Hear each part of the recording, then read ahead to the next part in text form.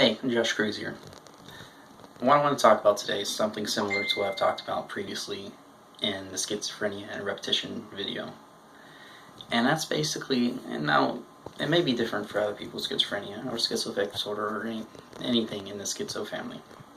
But to make a long story short, I find that in my experience, from what I've read and what I've experienced personally, there is a fondness for repetition, similar to the way some people with autism find this one thing: swimming, running, laps, of course, or doing certain things where they do a repetitive motion or act. Could be video games or reading.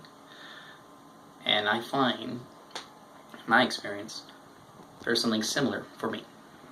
And I believe that is partially due to my nature, but your nature when you have mental illness is also your mental illness, I find.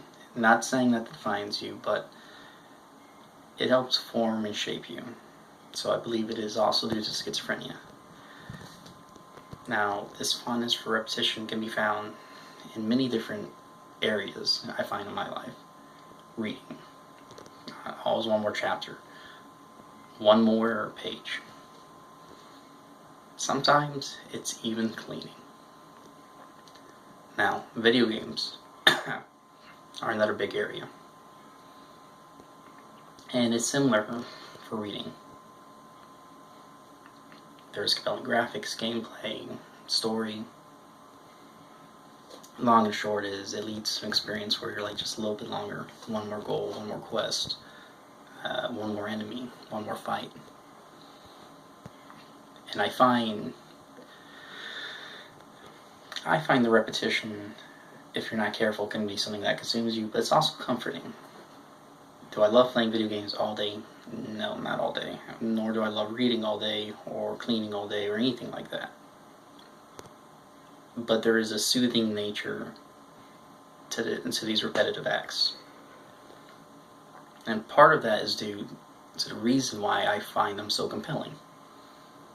Take video games. You give me a bad video game that's really repetitive, it's just a bad video game and I want nothing to do with it. Give me something like the Mass Effect series. Great story, love it. Good graphics. Yes, they've aged by this point a little bit, but still great graphics. And the gameplay's fun. And it's a little bit longer, another hour, another half hour. Same with reading when you've got a series you really love. For me, it's just one more chapter. Another 5 pages. End of this paragraph.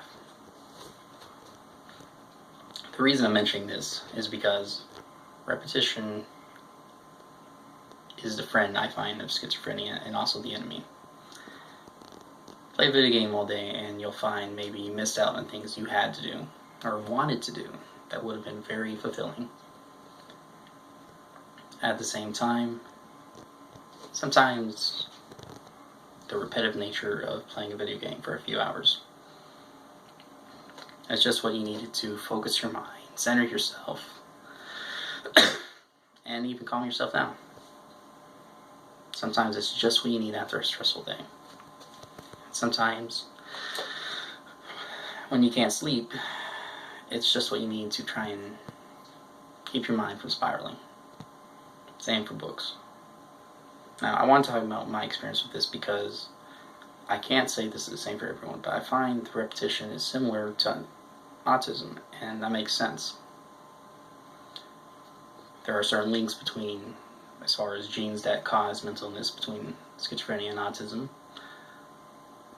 And the reason I wanted to make this video is because some people may not understand why people with schizophrenia have a certain pattern to their life. And I'm not talking about because of the voices or hallucinations or anything like that. I mean, when things hopefully are going good, or better, maybe not good, but just going better, they have things they like to do. Things they have to do. If I was truly honest, my pattern to my life is extremely repetitive for what I do from morning to dusk. And part of that is, that's just the way I do things, the way I like to do things. It's also soothing to me. Now, I'm not going to speak on autism as if I know what that's like, but my advice for people who know someone with schizophrenia or autism, try to find that task that soothes them. It doesn't consume them, soothes them. And try and share in it. Try to be part of it. It's good to know that sometimes you're not alone. You're doing your own thing, but you're not alone. And for people with schizophrenia and autism, find that thing that does soothe you. It helps make you who you are. It doesn't consume you, but lets you be the person you want to be. It helps you focus. It helps you learn a little bit. They've shown that with books and video games especially, if you read and you put yourself in that character's shoes, it helps expand your point of view. Makes you more empathetic, among other things.